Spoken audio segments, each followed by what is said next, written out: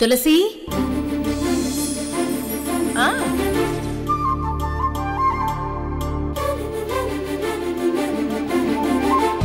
అన్నట్టు మీరిద్దరు first time ఎక్కడ కలిశారు? ఫస్ట్ లుక్ లోనే పుట్టిందా లేదంటే ఫ్రెండ్షిప్ స్టార్ట్ అయ్యాక పుట్టిందో? ఇవన్నీ చాలా interesting things. I can understand. తెలుసుకోవాలనుంది. ఏంటి బ్రో, నేనే మాట్లాడుతున్నాను, మీరేం మాట్లాడట్లేదు? ఈ టాపిక్ అంత బోరింగ్ టాపిక్ ఏం కాదు. నీ లవ్ స్టోరీ చెప్పడానికి నువ్వు చాలా ఎక్సైట్ అవ్వాలి, కానీ నీలో ఆ ఎక్సైట్మెంట్ కనిపించట్లేదు. బ్రో మాట్లాడు బ్రో. ఈ టాపిక్ నీతో మాట్లాడడం నాకు ఇష్టం లేదు. అదేంటి బ్రో సూటిగా అలా కట్ చేస్తున్నట్టు మాట్లాడుతున్నావు? నేనేం క్రైమ్ స్టోరీ అడగట్లేదు కదా, లవ్ స్టోరీ కదా చెప్పేది. చెప్తే నేను పాజిటివ్గానే రిసీవ్ చేసుకుంటానులే. నేను పాజిటివ్గా తీసుకోలేను. It's okay. లవ్ స్టోరీ పూర్తిగా చెప్పకు, అందులో బాగా గుర్తుండిపోయే మెమరీస్ ఉంటాయి కదా, ఆ హైలైట్స్ చెప్పు. లక్ష్మి నువ్వు ఇలా బైక్ మీద చాలా సార్లు పబ్బులకు పార్టీలకు వెళ్ళుంటారు కదా, అప్పుడు లక్ష్మి సైడ్ కూర్చునేదా, ఇలా లెగ్స్ క్రాస్ చేసి కూర్చునేదా?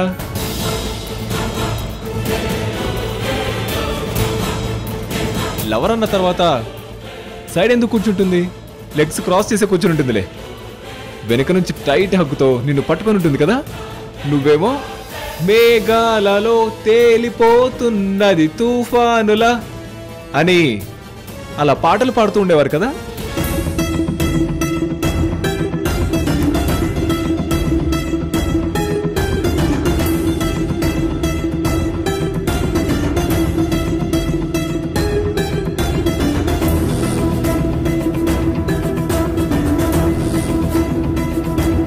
ఏమైంది బ్రో? బైక్ దిగు. నేను ఫ్యూచర్ గురించి ఆలోచిస్తున్నాను. నువ్వు పాస్ట్ గురించి కావాలని అడిగి నన్ను రెచ్చగొట్టాలని చూస్తున్నావు.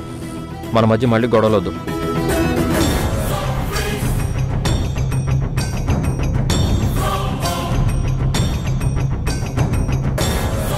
ఆ రోజు వీడు కాస్త రూడ్గా బిహేవ్ చేస్తే ఏమో అనుకున్నాను. ఇంత క్లోజ్గా మాట్లాడాక జెంటిల్మెన్ అనిపిస్తున్నాడు. అయినా సరే లక్ష్మిని నేనెందుకు త్యాగం చేస్తాను? నాలో లోపం బయట పడకుండా సొసైటీలో నేను జెంటిల్మెన్లా ఉండాలి. లక్ష్మికి వీడికి మధ్య అఫైర్ క్రియేట్ చేసి వీడి పరువు వీళ్ళమ్మ పరువు తీయాలి. ఎస్.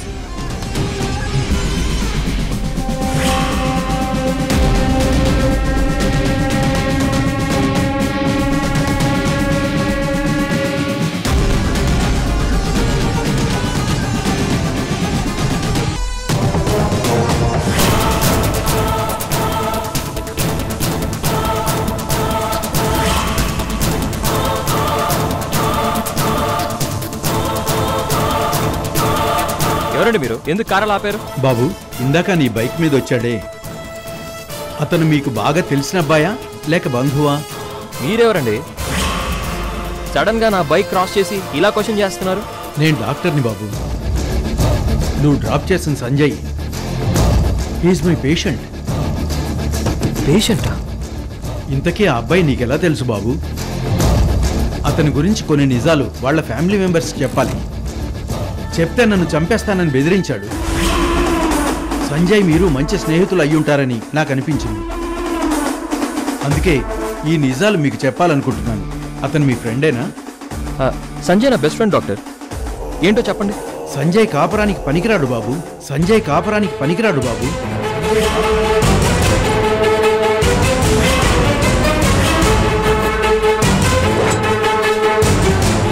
ఏంటి డాక్టర్ మీరు అనేది? మెడికల్ టెస్టులు చేసిన డాక్టర్గా అతనికి లోపం ఉన్న సంగతి నాకు తెలుసు. ఇది సంజయ్కి నేను చెప్పాను. పెళ్లి చేసుకుని ఆ అమ్మాయి జీవితం నాశనం చెయ్యొద్దని సలహా కూడా ఇచ్చాను. కానీ సంజయ్ పెళ్లి చేసుకున్నాడు. ఒకరోజు తన భార్యతో గుళ్ళో కనిపించాడు. పక్కకు తీసుకెళ్ళి ఎందుకు పెళ్లి చేసుకున్నాను కూడా నిలదీశాను. అడగడానికి నువ్వెవరని నన్ను బెదిరించాడు. నా లోపాన్ని నువ్వు బయట పెట్టాలని చూస్తే సైకో కిల్లర్లా మారిపోతాను. వద్దు, అంత పని చేయకు. నువ్వు బ్రతకాలని కోరుకుంటే మాత్రం ఈ నిజం నీలోనే సమాధి అయిపోవాలి. అర్థమవుతుందా? చెప్పండి చెప్పండి సంజయ్. ఇంట్లో వాళ్ళకి చెప్పొద్దని నన్ను థ్రెట్ చేశాడు. ఎలాగైనా ఈ విషయం వాళ్ళ ఇంట్లో చెప్పి ఆ అమ్మాయి జీవితాన్ని కాపాడు బాబు. Thank you doctor, thank you. Okay, ఉంటాను బాబు.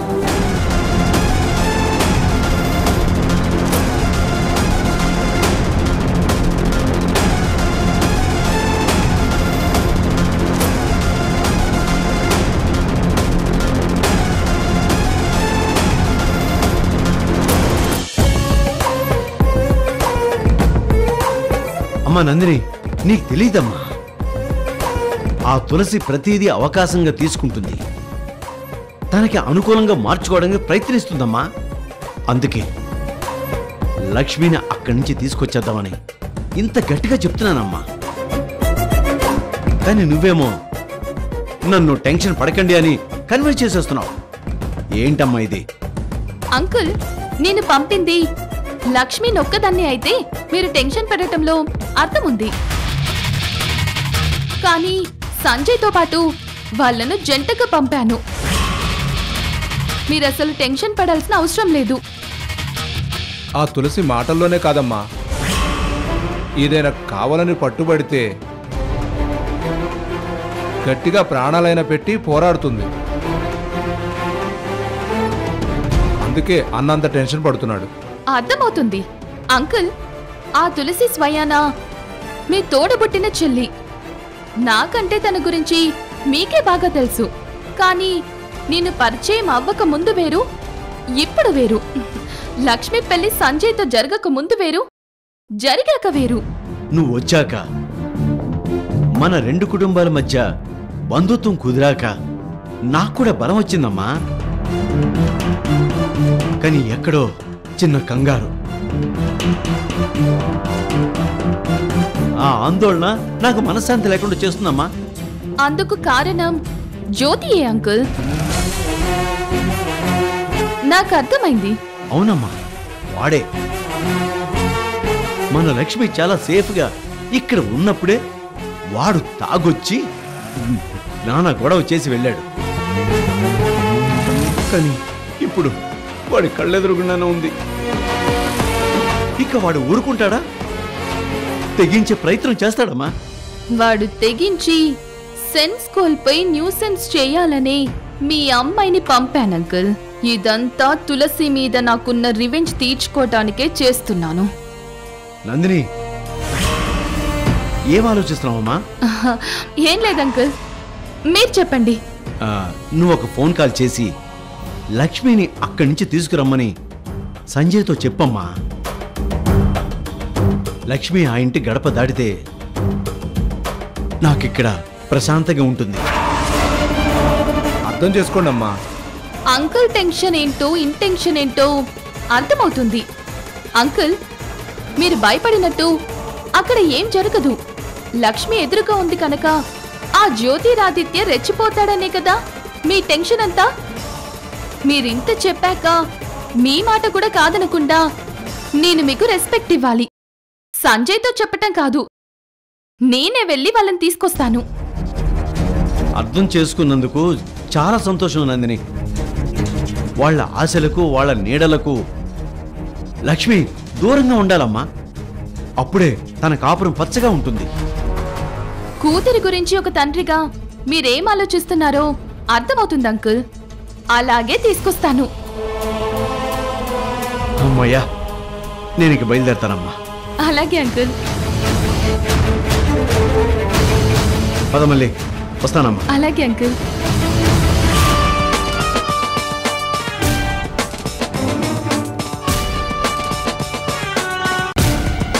I'm very sorry uncle. మీరు పదే పదే లక్ష్మిని తీసుకురావాలంటే మిమ్మల్ని కన్విన్స్ చేయలేక తీసుకొస్తాను అని అబద్ధం చెప్పాను. కానీ లక్ష్మి అక్కడే ఉండాలి. ఆ జ్యోతిరాదిత్య వల్ల జీవితాంతం గుర్తుండిపోయేంత మచ్చ తన మీద పడాలి. కుమిలిపోతూ లక్ష్మి మీ ఇంట్లో కూర్చోవాలి. మీ పాత గొడవ వల్లనే ఈ కొత్త గొడవలు మీ 2 కుటుంబాల మధ్య మొదలవ్వాలి. ఆ తులసిని మానసికంగా అంతకు అంత కుమిలిపోయేలా చేయాలి.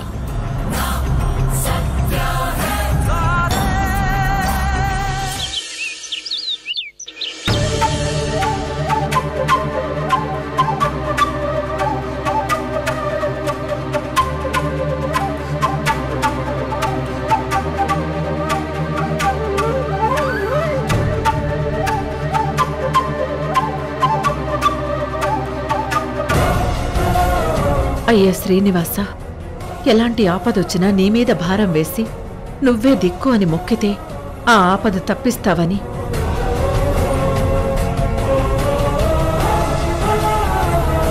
గండం గట్టెక్కిస్తావని అంటారు. నేను నిన్నెప్పుడు వేడుకున్నా అది నా పిల్లల క్షేమం కోసమే. కానీ ఈరోజు నా బిడ్డలాంటి లక్ష్మి కోసం నిన్ను మొక్కుతున్నాను. మా జ్యోతి వల్ల తన కాపురానికి ఏ కీడు జరగకుండా చూడు స్వామి.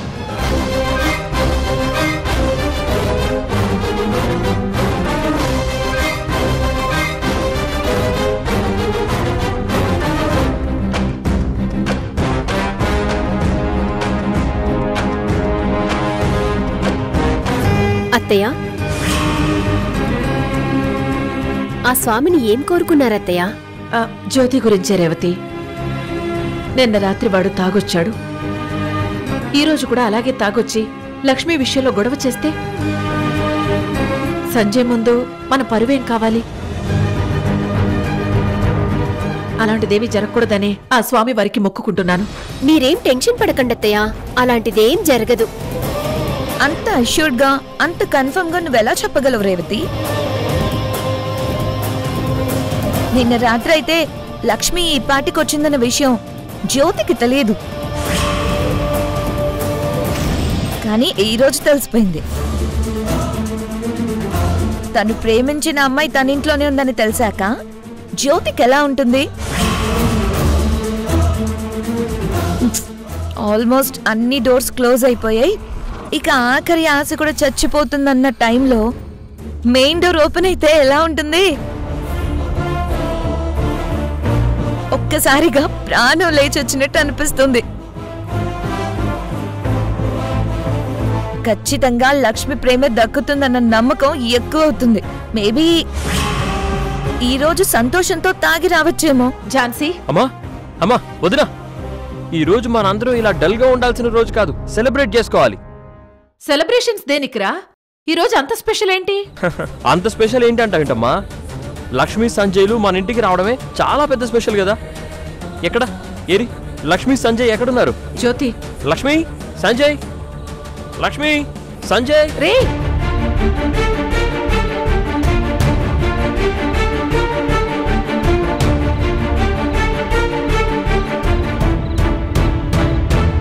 రండి, లక్ష్మీ సంజయ్ రండి రండి రండి రండి. అన్నయ్యలు రీ. ఒరే అన్నయ్యలు, అన్నయ్యలు, అన్నయ్యలు ఎక్కడున్నారు?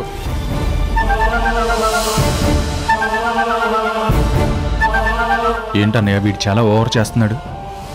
అదే అర్థం కావట్లేదురా. రండి రండి, మీరు కూడా రండి. నలుగురికి పంచితేనే అది సంతోషం, 4 రోజులు అందరికీ గుర్తుంటేనే అది పండగ, అదే సెలబ్రేషన్. రండి రండి రండి రండి రండి. ఆహా,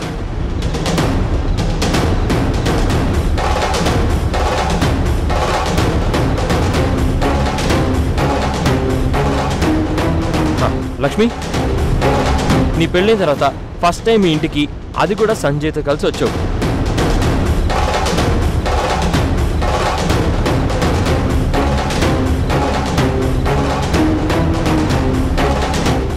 టూ 3 డేస్ ఉండి ఇక్కడే స్పెండ్ చేసి వెళ్ళిపోతే అందులో స్పెషల్ ఏముంది? మీరు వచ్చినందుకు ఇక్కడి నుంచి వెళ్లే రోజు మీకు గుర్తుండాలంటే సంథింగ్ ఏదో ఇక్కడ జరగాలి కదా.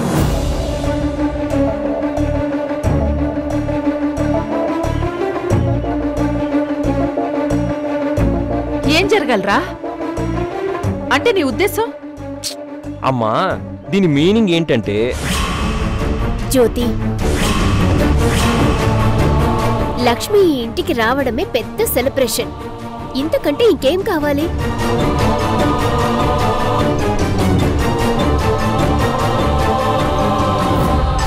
వదినా లక్ష్మి రావడం మంచి విషయమే, చాలా గొప్ప విషయం కూడా.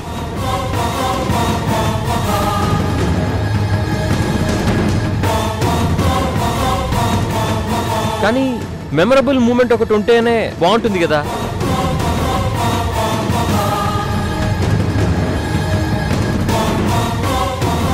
అందుకని ఏం చేయమంటారా? లక్ష్మి గురించి నువ్వు ఎలాంటి ప్రస్తావన తీసుకురాకుండా ఉంటే చాలు అని చెప్పి ఇక్కడ మేమందరం అనుకుంటూ ఉంటే నువ్వు లక్ష్మి ప్రస్తావన తీసుకొచ్చి సెలబ్రేషన్ అంటావేంట్రా? కరెక్ట్ గా అడగాల్సిన మాట అడిగావేశ్వర్. ఏ సెలబ్రేషన్స్ అవసరం లేదురా. అలాంటివి లక్ష్మికి కూడా ఇష్టం ఉండదు. తులసి గారు, జ్యోతి చాలా అభిమానంతో ఉత్సాహంతో ఏదో అనుకుని సెలబ్రేట్ చేయాలని ఆశపడుతుంటే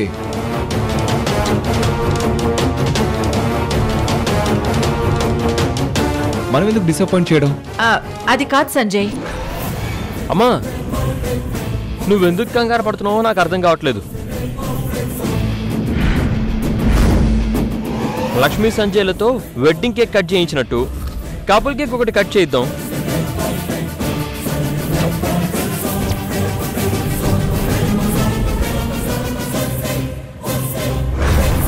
అందరి సమక్షంలో అలాంటి కేక్ కట్ చేయించామనుకో, లక్ష్మీ సంజయ్ హ్యాపీ ఫీల్ అవుతారు కదా.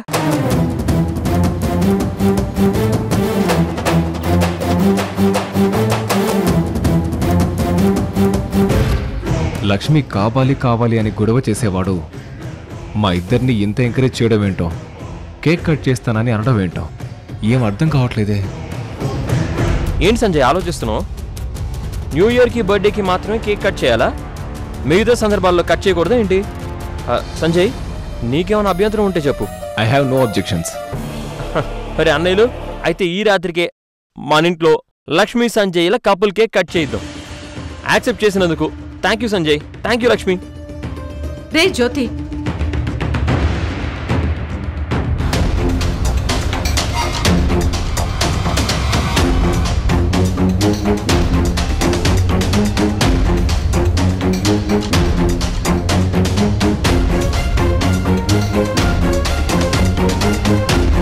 ఏంటమ్మా వీడు అత్యుత్సాహం? ఏం అర్థమై చావట్లేదురా. ఏం చేస్తున్నాడో ఏంటో.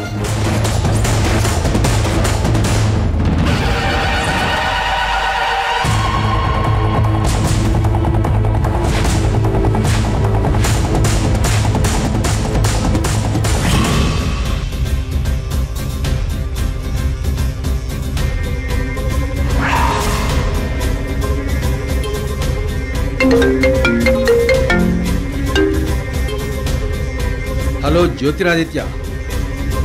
హలో డాక్టర్, సంజయ్ విషయంలో నేను మిమ్మల్ని హెల్ప్ అడిగాను. గుర్తుంది బాబు. ఈ విషయంలో నా నుంచి నీకు తప్పకుండా సాయం అందుతుంది. చాలా థ్యాంక్ యూ డాక్టర్. మీరు హెల్ప్ చేయాల్సిన టైం వచ్చేసింది డాక్టర్.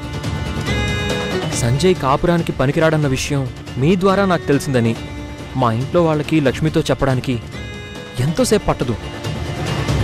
నేను చెప్తే కలిగే నమ్మకం కంటే తన హెల్త్ కండిషన్ పూర్తిగా తెలిసిన ఒక డాక్టర్గా మీరు చెప్తే కలిగే నమ్మకం వేరు. నువ్వన్నది నిజమే. సంజయ్ గురించి నిజాలు బయటికి చెప్పాలని, ఆ అమ్మాయి జీవితం కాపాడాలని నాకు ఎప్పటి నుంచో అనిపిస్తోంది.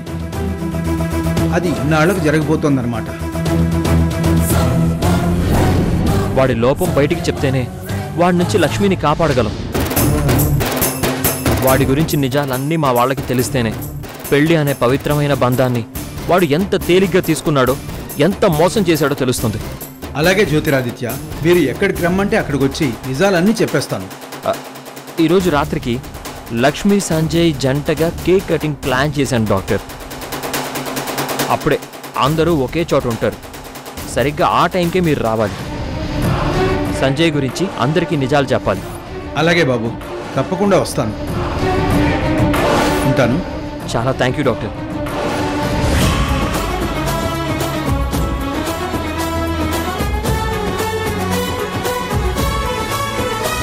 రే సంజయ్, నీ లోపం నీ ద్రోహం అన్నీ బయటపడే రోజు వచ్చేసిందిరా.